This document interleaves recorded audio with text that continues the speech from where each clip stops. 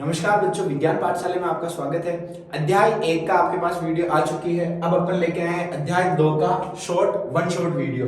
अध्याय 2 है अपना अम्ल, क्षार एवं लवण। तो सबसे पहले अपन इसके अंदर क्या क्या पढ़ेंगे वो चीजें देख लेते हैं। अम्ल, क्षारक, लवण और उसके बाद में पढ़ेंगे अपन सूचक के बारे में, प्राकृतिक सूचक, कृत्रिम सूचक, गंधीय सूचक। उसके बाद अम्लीय अभिक्रियाएं देखेंगे धातु कार्बोनेट के साथ और हाइड्रोजन धातु कार्बोनेट के साथ या धातु हाइड्रोजन कार्बोनेट के साथ। उसके बाद देखेंगे अम्ल क्षार, इन दोनों की रिएक्शन देखेंगे। अम्ल क्षार की अभिक्रिया कराते हैं तब क्या बनता है। उसके बाद देखेंगे अम्ल की अभिक्रिया धातु ऑक्साइड के साथ और क्षार की अभिक्रिया अधातु ऑक्साइड के साथ। उसके बाद अपन देखेंगे पीएच स्केल देखेंगे। उसके बाद प्रबल अम्ल, दुर्बल अम्ल, प्रबल क्षार, दुर्बल क्षार वो देखेंगे। फिर अपन कुछ महत्वपूर्ण लवण देखेंगे और प्राकृतिक दैनिक जीवन में जो पीएच के मान है वो चीजें देखेंगे। बाद में इसके अंदर विरंजक चूर्ण, पीओपी, जिप्सम और धातु सोडियम हाइड्रोजन कार्बोनेट और सोडियम कार्बोनेट, ये सब चीजें अपन इस चैप्टर के अंदर देखने वाले हैं। तो सबसे पहले देखिए अम्ल, क्षार और लवण।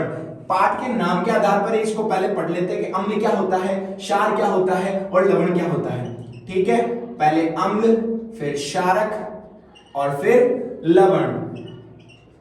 तो सुनिए बच्चों, अम्ल किसे कहते हैं?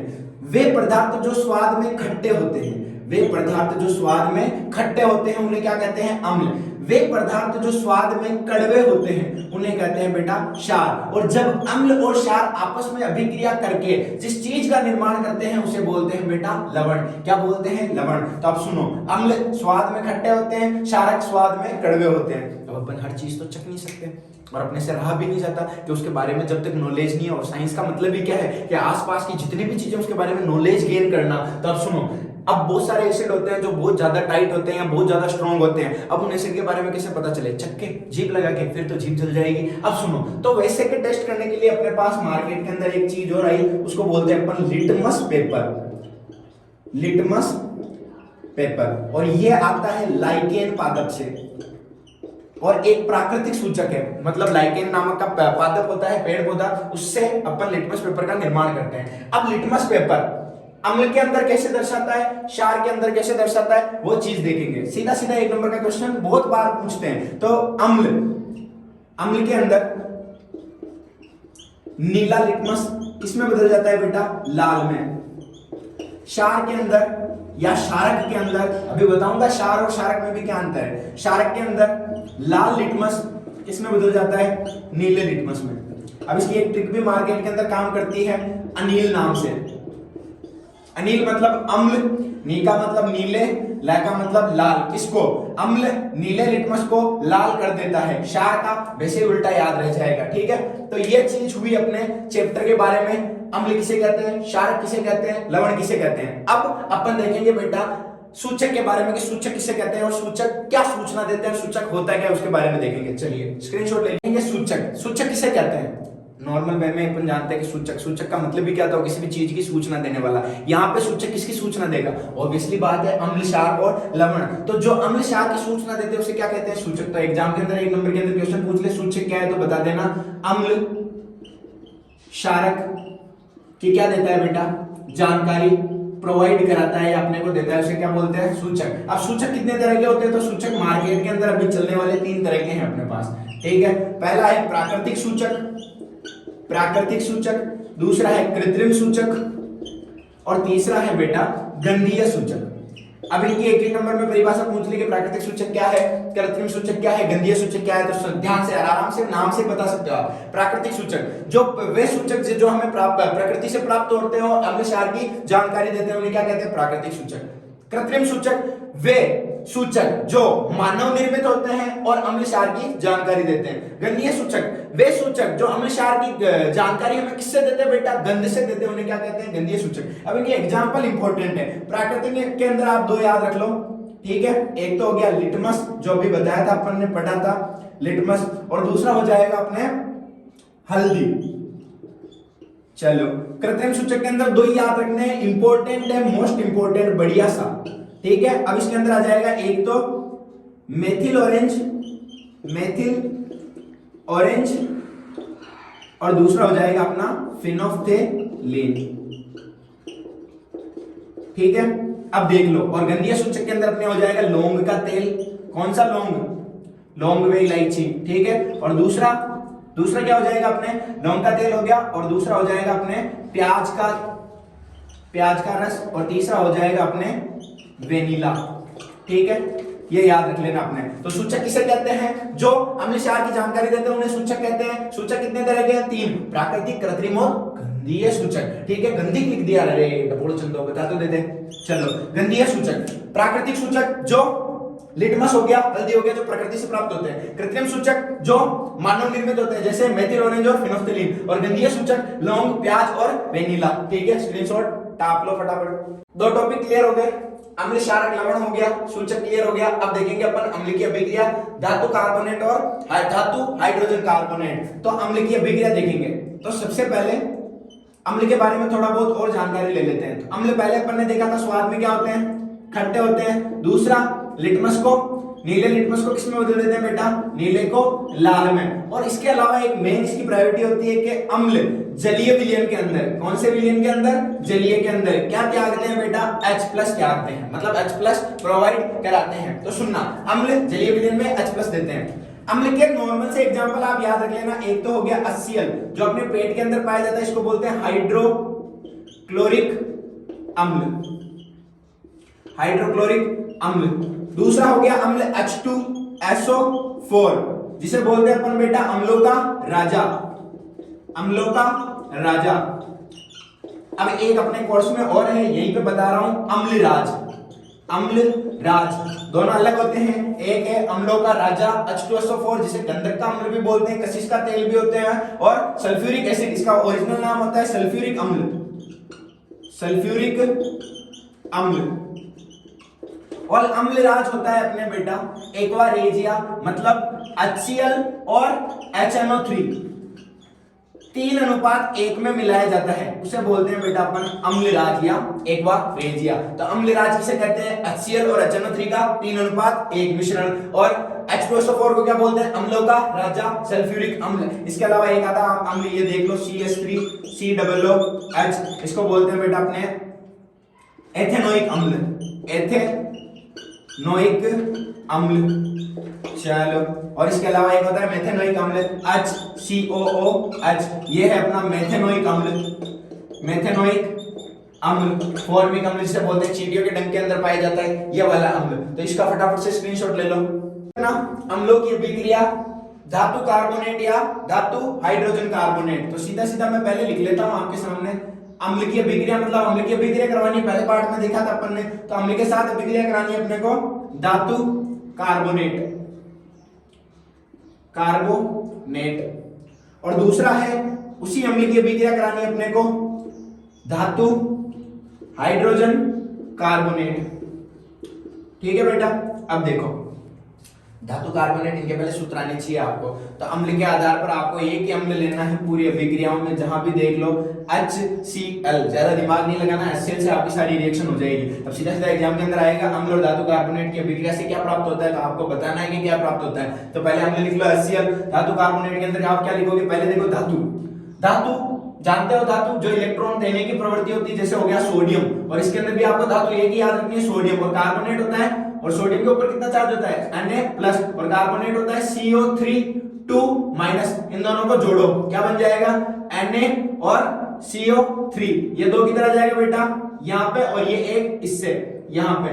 तो क्या बना? Na2CO3। तो क्या हो गया? धातु कार्बोनेट अपन ने क्या लिया? Na2CO3। कौन सा धातु कार्बोनेट है ये?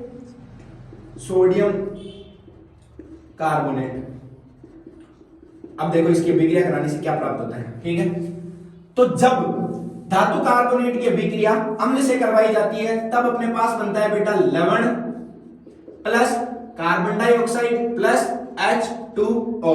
तो देखो जब अम्ल की अभिक्रिया धातु सोडियम कार्बोनेट से कराई, HCl यानी हाइड्रोक्लोरिक अम्ल की अभिक्रिया सोडियम कार्बोनेट से करवाई, तो अपने पास बना NaCl plus CO2 plus H2O। अब इसको संतुलित करनी है अभिक्रिया को। तो देखो CHO साहब को बुला के लेके आओ, ठीक है, कार्बन है क्या अभिक्रिया के अंदर? हाँ है। कार्बन इधर कितना है? एक, इधर कितना है? एक, संतुलित है। हाइड्रोजन इधर कितना है? एक, इधर है दो, तो अपने को इधर भी कितने लाने हैं बेटा? दो।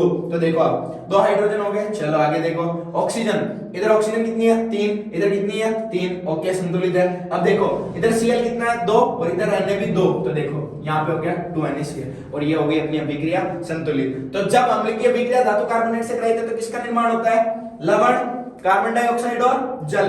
तो जब अम्ल की अभिक्रिया धातु कार्बोनेट से करवाई जाती है तो लवण, कार्बन डाइऑक्साइड और जल का निर्माण होता है। अब अम्ल की अभिक्रिया धातु हाइड्रोजन कार्बोनेट से करवाई तब क्या होता है? तो सेम बेटा, लवण प्लस कार्बन डाइऑक्साइड प्लस जल का निर्माण ही होगा। देखो कैसे, अम्ल की जगह पे अपने को क्या लेना है? HCl। अब देखो नाम आ गया धातु हाइड्रोजन कार्बोनेट, धातु की जगह अपने को क्या लेना है?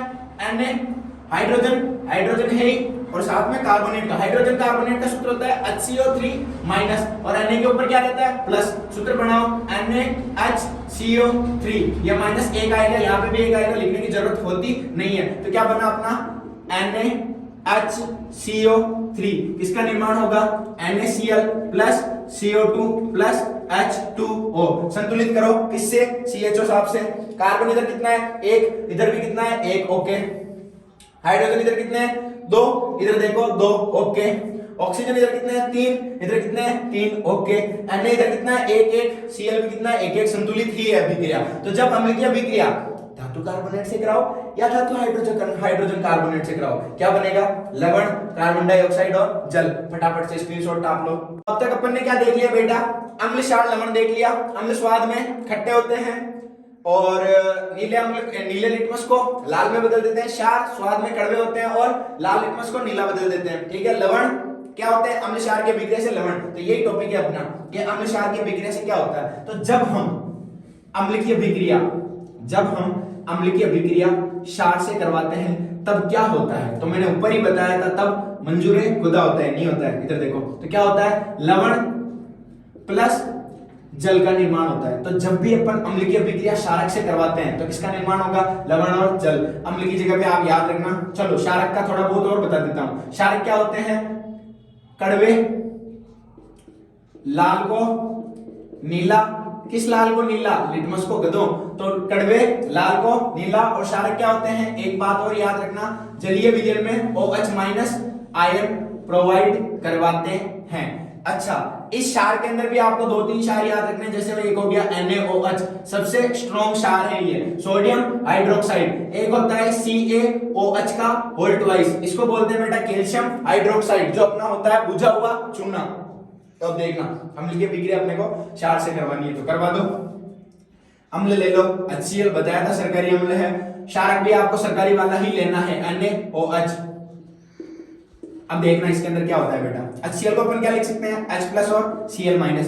NaOH को क्या लिख सकते हैं? Na प्लस और OH माइनस। अब देखना प्लस माइनस से क्या होता है? आकर्षित। तो ये प्लस किसके पास जाएगा? इसकी लुगाई माइनस के पास, और ये माइनस किसके पास जाएगा? इसके बींद प्लस के पास। तो देखो Na प्लस और Cl माइनस क्या बन जाएगा? Na प्लस और Cl माइनस NaCl। कुछ याद रखना पड़ा क्या? नहीं। और अपने को पता है NaCl नमक क्या है? एक लवण है। आगे देखो H प्लस और OH माइनस क्या बना देगा? H2O पानी, मतलब लवण और जल का निर्माण हो गया। तो जब अम्ल और क्षारक की अभिक्रिया कराई जाती है तो लवण और जल का निर्माण होता है, और अम्ल क्षार को साथ में मिलाते हैं बेटा, दोनों बहुत स्ट्रॉन्ग होते हैं। इस वजह से यहाँ पे उष्मा निकलती है, और उष्मा निकलती है तो कौन सी अभिक्रिया होगी बेटा? उष्माक्षेपी। तो अब सीधा सीधा एक नंबर के अंदर सत्य असत्य में पूछ ले कि अम्ल एवं क्षार की अभिक्रिया उष्माक्षेपी होती है, सत्य और असत्य, तो क्या होगा?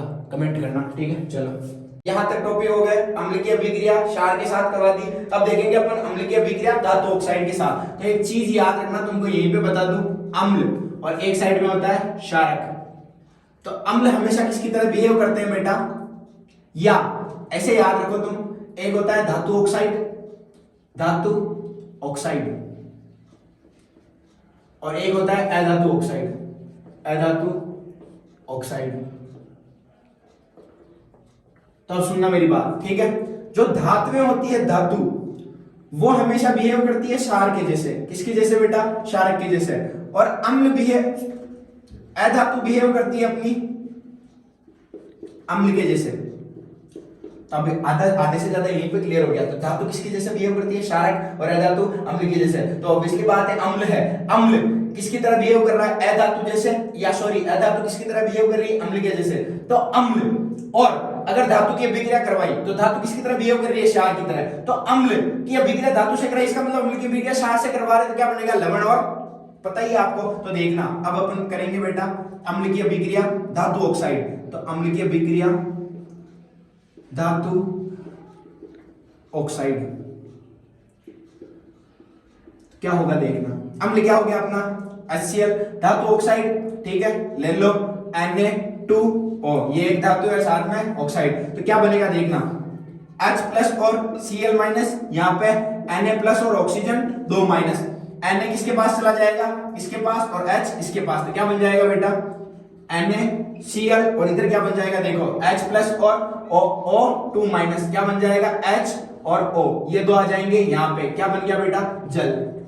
तो याद रखने की या रटने की जरूरत पड़ी क्या, नहीं पड़ी। तो अम्ल की अभिक्रिया धातु ऑक्साइड से करवाते हैं। तो अम्ल यानी HCl, उसकी अभिक्रिया किससे कराई, धातु ऑक्साइड, धातु ऑक्साइड यानी ऑक्सीजन। तो धातु ऑक्साइड मतलब Na2O, तो क्या बना, लवण और जल। छाप लीजिए। बस इसमें एक चीज याद रखना बेटा कि अम्ल किसकी तरह बिहेव करता है, सॉरी अधातु अम्ल की तरह बिहेव करती है, और धातु किसकी तरह बिहेव करती है, क्षार की तरह। तो अम्ल की अभिक्रिया धातु ऑक्साइड मतलब क्षार से करवा रहे हैं, तो क्षार से करवाएंगे तो क्या बनेगा, लवण और जल। आपको याद रह जाएगा। देखेंगे क्षार की अभिक्रिया अधातु ऑक्साइड के साथ। तो अधातु ऑक्साइड किसकी तरह बिहेव करती है बेटा, अम्ल की तरह। अभी पहले बताया था आप लोगों को। तो देखो क्षार अधातु ऑक्साइड क्या बनेगा, तो देखो क्षार अपन ने ले लिया NaOH, और अधातु ऑक्साइड, अधातु मतलब कार्बन ले लिया, ऑक्साइड मतलब ऑक्सीजन, और कार्बन ऑक्सीजन का अधातु ऑक्साइड क्या होता है, कार्बन डाइऑक्साइड। तब NaOH की अभिक्रिया CO2 से करवा के देखो, तो इधर क्या होगा Na प्लस और OH माइनस इधर। तो ऐसे सीधे याद रख लो। सुनो, इससे अच्छी अभिक्रिया बता देता हूं तुम लोगों को। ये देखो एक साथ तुमको ये भी बताया था मैंने, ठीक है, बुझा हुआ चूना बोलते हैं बेटा इसको, बुझा चूना। और इसकी अभिक्रिया करा दो तुम, धातु ऑक्साइड मतलब कार्बन डाइऑक्साइड। तो क्या बनेगा, लवण प्लस जल, लवण प्लस जल। तो देखो क्या बनेगा, CaCO3 प्लस H2O। ये है कैल्शियम कार्बोनेट, जो एक तरह का क्या है बेटा, क्या है बोलो, अच्छा सुनो। तो कैल्शियम कार्बोनेट एक तरह का क्या है बेटा, लवण है, और H2O अपना जल। तो सुनो, जब क्षार की अभिक्रिया अधातु ऑक्साइड से कराते हैं तो क्या बनता है, लवण प्लस जल। लवण कौन सा बना, CaCO3। अभी CaCO3 के बारे में सुन लो। CaCO3 होता है बेटा संगमरमर, संगमरमर किसके अंदर काम आता है, अपने भवन निर्माण के अंदर, यहाँ पे काम आता है, ठीक है।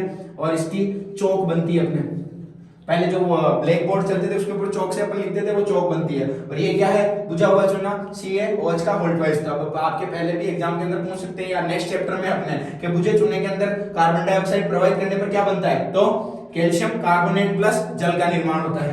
देख लिया, चलो अब अपन देखेंगे बेटा अम्ल की अभिक्रिया धातु ऑक्साइड से कराते हैं तो क्या बनता है, लवण प्लस जल। और क्षार की अभिक्रिया अधातु ऑक्साइड से कराते हैं तो भी लवण प्लस जल। अब एक छोटा सा टॉपिक चलता है अपने कि क्षार क्या होता है। तो सुनो, जो क्षारक जल में विलय होते हैं उन्हें क्षार कहते हैं। तो वापस प्रोनाउन करो मेरे साथ कि जो क्षारक जल में घुल जाते हैं, जल में विलय होते हैं, उन्हें क्या कहते हैं, क्षार। तो क्षारक और क्षार अलग अलग होते हैं। तो क्षार के अंदर कौन आता है, क्षारक के अंदर कौन आता है, क्षार। तो वे क्षारक जो जल में विलय होते हैं वो क्षार कहलाते हैं। चलो नेक्स्ट टॉपिक है बेटा अपना पीएच स्केल। कौन सा टॉपिक है अब अपना, पीएच स्केल। अब पीएच स्केल क्या होता है तो थोड़ा बहुत समझ लो। पी का मतलब होता है बेटा पुषांश, क्या होता है, पुषांश। और पुषांश क्या है, एक लैटिन भाषा का शब्द है जिसका अर्थ होता है शक्ति, ठीक है। और H का मतलब है H प्लस की सांद्रता। और H प्लस कौन त्यागता है, अम्ल। अम्ल जलीय विलयन में क्या त्यागते हैं, H प्लस। और क्षार OH माइनस। तब सुनना पीएच स्केल कैसी होती है, तो एक स्केल होती है बेटा, ठीक है, जिसमें 0 से 14 तक अंक लिखे होते हैं। 0 का मतलब 7 होता है अपना उदासीन, उदासीन मतलब लवण। तो लवण की पीएच कितनी होती है, 7, उदासीन होता है। 14 का मतलब, अब देखो 7 से 14 की तरफ जाते हैं तो क्षारीय गुण बढ़ते हैं। कौन से गुण बढ़ते हैं, क्षारीय, मतलब क्षार बनता जाता है। तो जिसकी पीएच मान लो 12 है वो क्या है, क्षार। और 7 से नीचे जाते हैं तब अम्ल बढ़ता है। तो मान लो किसी की पीएच 3 है तो वो क्या है बेटा, अम्ल है। तो बस सिंपल से टॉपिक है ये, पीएच स्केल आपको पता होना चाहिए। 7 का मतलब उदासीन, 14 का मतलब क्षार और 0 का मतलब अम्ल। अब इसके अंदर सबसे हार्ड अम्ल होता है या हार्ड एसिड होता है HCl, इसको बोलते हैं, अपने पेट के अंदर पाया जाता है, आमाशय के अंदर, हाइड्रोक्लोरिक अम्ल, हाइड्रोक्लोरिक अम्ल। और एक अपना है सबसे प्रबल क्षार NaOH, जिसको बोलते हैं सोडियम हाइड्रोक्साइड। चलो तो ये अपन ने देख लिया पीएच स्केल। अब इसके आधार पर अपन देखते हैं बेटा प्रबल अम्ल, दुर्बल अम्ल और प्रबल क्षार और दुर्बल क्षार। सिंपल से हैं, छोटे छोटे टॉपिक है, ऐसे ही सुन लो। प्रबल अम्ल, अम्ल प्रबल कब होगा, कोई प्रबल कितना होता है, जब उसके पास पावर ज्यादा होती है। तो प्रबल अम्ल प्रबल कब होगा, जो ज्यादा H+ त्यागेगा। तो जो ज्यादा H+ त्यागता है वो प्रबल अम्ल, जो कम H+ त्यागता है वो दुर्बल अम्ल, जो ज्यादा OH- त्यागता है वो प्रबल क्षार, और जो कम OH- त्यागता है वो, सॉरी हाँ मैंने प्लस बोल दिया, सॉरी। तो जो ज्यादा OH- त्यागता है वो प्रबल क्षार, और जो कम OH- त्यागता है वो दुर्बल क्षार। तो देखो बेटा फटाफट से देख लो, ये छोटा सा टॉपिक है। प्रबल अम्ल, दुर्बल अम्ल, प्रबल क्षार और दुर्बल क्षार। तो देखना प्रबल अम्ल किसे बोल रहे थे अपन, प्रबल अम्ल बताओ, जो H+ जलीय विलयन में ज्यादा त्यागे, जो कम त्यागे उसको क्या बोल रहे थे, दुर्बल अम्ल, जो OH- ज्यादा त्यागे उनको प्रबल क्षार, और जो OH- कम त्यागे वो दुर्बल क्षार। सिंपल सा टॉपिक है। चलो अब आगे देखना बेटा, और अब सुन लो, देखो कोई तगड़ा आदमी है, मोटा हट्टा कट्टा, उसकी लड़ाई आपने हट्टे कट्टे से करवाई, तो क्या होगा बेटा, दोनों में कुछ नहीं होगा, बरोबरी होगा। वैसे ही जब प्रबल अम्ल की अभिक्रिया प्रबल क्षार से करवाते हैं तो लवण क्या होगा बेटा, उदासीन बनेगा। ठीक है, ज्यादा कोई नया नहीं बनेगा। अच्छा, जब प्रबल अम्ल की अभिक्रिया दुर्बल क्षार से करवाई, तो एक आदमी तो है प्रबल और दूसरा है दुर्बल, तो किसके गुण ज्यादा रहेंगे, प्रबल वाले के। तो जब प्रबल अम्ल की अभिक्रिया दुर्बल क्षार से करवाई जाती है तो लवण जो बनता है उसके अंदर गुण किसके होते हैं, अम्ल के। अब जब दुर्बल अम्ल और दुर्बल क्षार की अभिक्रिया कराई जाती है तो दोनों दुर्बल है, तो दोनों का लवण बनेगा जो क्या बनेगा, उदासीन। तो अब सीधे सीधे 1-2 नंबर के अंदर पूछते हैं कि प्रबल अम्ल की अभिक्रिया प्रबल क्षार से करवाने पर लवण का प्रकृति होती है तो उदासीन प्रकृति होती है। दुर्बल अम्ल और प्रबल क्षार की अभिक्रिया कराने से लवण की प्रकृति कैसी होगी, तो लवण की प्रकृति कैसी होगी बेटा, क्षारीय होगी, क्योंकि क्षार क्या है यहाँ पे ज्यादा प्रबल है। चलो अब देखो बेटा, अब इसके बाद है अपने दैनिक जीवन में पीएच के वर्क होते हैं, या जो अपने दैनिक जीवन में क्या क्या काम आती है तुम खुद पढ़ लेना। छोटे छोटे से टॉपिक है, जैसे अम्लीय वर्षा हो गई, या अपने खेतों के अंदर पीएच कैसे फर्क पड़ता है, अपने दांत पीले कैसे होते हैं, पेट के अंदर अम्ल का क्या काम है, ये छोटे मोटे टॉपिक है, तुम देख लेना। अब मैं वापस इंपॉर्टेंट बता रहा हूँ कि CaOCl2 ये एक है बेटा विरंजक चूर्ण, विरंजक चूर्ण। रंजक यानी होता है कलर, और वी यानी हटाने वाला, तो विरंजक मतलब कलर हटाने वाला। तो CaOCl2 क्या है, विरंजक चूर्ण जो कपड़ों के कलर हटाने के काम आता है। तो इसके अंदर उपयोग बहुत पूछते हैं, इन चारों पांचों के जो अपन पढ़ेंगे ना इसके अंदर उपयोग बहुत काम आते हैं। तो विरंजक चूर्ण का क्या काम क्या हो गया बेटा, पहला काम कपड़ों का रंग उड़ाने में, और दूसरा बेटा इसका काम होता है जल के शुद्धिकरण में, तो दोनों याद रख लेना, दो उपयोग पूछते हैं या दो काम पूछते हैं, इनके क्या क्या काम होते हैं वो बता देना। दूसरा है अपना बेटा POP, जिसे बोलते हैं प्लास्टर ऑफ पेरिस। इसका सूत्र होता है बेटा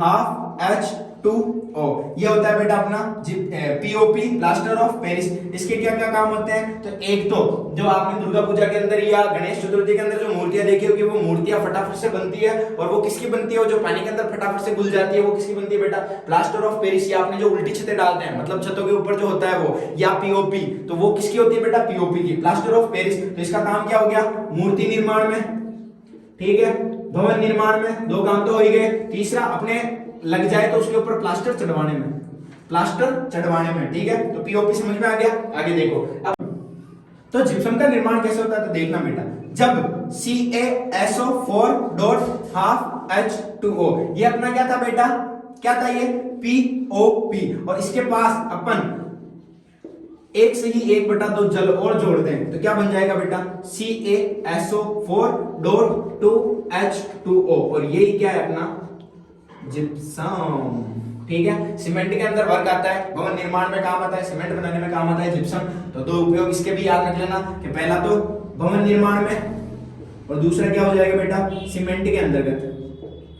चलो आगे देखना, CaOCl2 क्या है, विरंजक चूर्ण, कपड़ों का रंग उड़ाने में और जल के शुद्धिकरण में। दूसरा क्या था, POP, मूर्ति निर्माण में इसका सूत्र क्या था, CaSO4.2H2O। चलो आगे देखना, जिप्सम बता ही दिया। अब दो बढ़िया से साथ साथ बताऊंगा तुम लोगों को। एक तो है NaHCO3 और दूसरा है Na2CO3। इसको बोलते हैं अपन बेटा सोडियम हाइड्रोजन कार्बोनेट। अभी देखा था स्टार्टिंग में, सोडियम हाइड्रोजन कार्बोनेट, और इसको अपन जानते हैं बेकिंग सोडा के नाम से, बेकिंग सोडा। और यह है सोडियम कार्बोनेट, सोडियम कार्बोनेट, और इसको अपन जानते हैं बेटा ये बेकिंग सोडा, और ये हो गया धावन सोडा, धावन सोडा।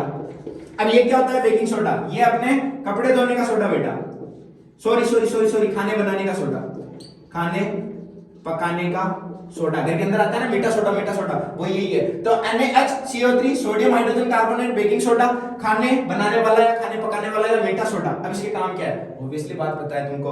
तो अभी बाफला बाटी पकाते हैं उसको उगसाने में, ठीक है, या केक बनाते हैं, उन सबको फुलाने के अंदर कौन काम आता है बेटा, मीठा सोडा। ये इसके काम हो गए। तो इसमें बेटा खाना पकाने में, ठीक है, केक के अंदर, और क्या हो गया बेटा, बाफला बाटी हो गई, बाफला बाटी। इसके अलावा क्या हो गया बेटा, खमन हो गया, ठीक है। इन सब के अंदर क्या काम आता है अपना, सोडियम हाइड्रोजन कार्बोनेट। और दूसरा अपना सोडियम कार्बोनेट धावन सोडा, कपड़े धोने का सोडा। क्या काम आता है, कपड़े धोने के अंदर, कपड़े धोने के अंदर। अब सुनो फटाफट से रिवीजन देख लो। अम्ल स्वाद में खट्टे होते हैं और क्षारक स्वाद में कड़वे होते हैं। अम्ल नील ट्रिक बताई थी, नीले लिटमस को लाल कर देते हैं, क्षार लाल लिटमस को नीला कर देते हैं। अम्ल, अब देखना बेटा, अम्ल के अंदर और देख सकते हो तुम कि अम्ल H+ देते हैं, किसके अंदर, जलीय विलयन के अंदर। और क्षार जलीय विलयन के अंदर क्या देते हैं बेटा, OH-। उसके बाद लवण, लवण का निर्माण कैसे होता है, कैसे होता है, अम्ल और क्षार की विक्रिया कराई जाती है तब लवण का निर्माण होता है। उसके अंदर आपको एक ही लवण याद रखना है, NaCl, जो अपने काम क्या आता है, खाने का नमक, नॉर्मल साधारण नमक। अब देखो सूचक 3 प्रकार के थे, प्राकृतिक सूचक, कृत्रिम सूचक और गंधीय सूचक। प्राकृतिक सूचक क्या काम आ रहे थे, प्रकृति से प्राप्त होते हैं, जो कौन कौन हो गया, लिटमस हो गया और हल्दी हो गया। कृत्रिम सूचक के अंदर दो ही याद रखने हैं तुमको, मेथिल ऑरेंज और फिनोफ्थलीन।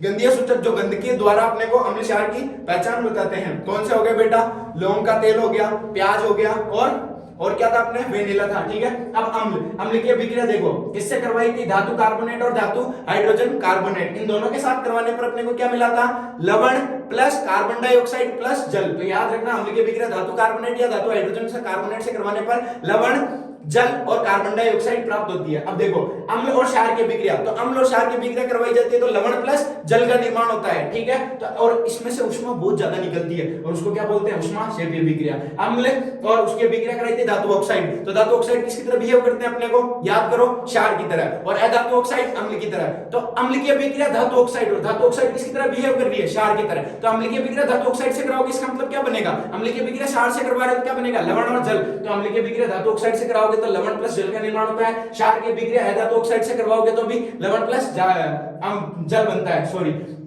अब देखना क्षार, क्षार किसे कहते हैं, किसे कहते हैं, क्षारक का वह क्षारक जो जलीय विलयन में घुल जाते हैं उन्हें क्या कहते हैं बेटा, क्षार। आगे देखो पीएच स्केल, पीएच स्केल में 0 पे अम्ल, 7 पे उदासीन और लवण, और 14 पे क्षार होता है, ठीक है। अब देखो प्रबल अम्ल, प्रबल अम्ल किसे कहते हैं, जो जलीय विलयन में H+ ज्यादा त्यागे, दुर्बल अम्ल जो कम त्यागे, प्रबल क्षार जो जलीय विलयन में OH- ज्यादा त्यागे, और दुर्बल क्षार जो कम त्यागे। अब देखना CaOCl2, इसको क्या बोलते हैं, कैल्शियम, सॉरी ये था अपना विरंजक चूर्ण, और विरंजक चूर्ण क्या काम आता है, कपड़ों का रंग उड़ाने में, और दूसरा बेटा अपने पानी के शुद्धिकरण में। दूसरा है अपना POP plaster of Paris, plaster of Paris अपने क्या काम आता है, एक तो मूर्तियों निर्माण में, एक अपने लग जाती है तो उसके ऊपर प्लास्टर चढ़ता है वो, और दूसरा भवन निर्माण के अंदर। तीसरा है जिप्सम। अच्छा प्लास्टर ऑफ पेरिस का सूत्र क्या है, क्या है, CaSO4.2H2O, और जिप्सम का CaSO4.1 और 1/2 H2O। आगे देखना NaHCO3, ये क्या था अपना, क्या था,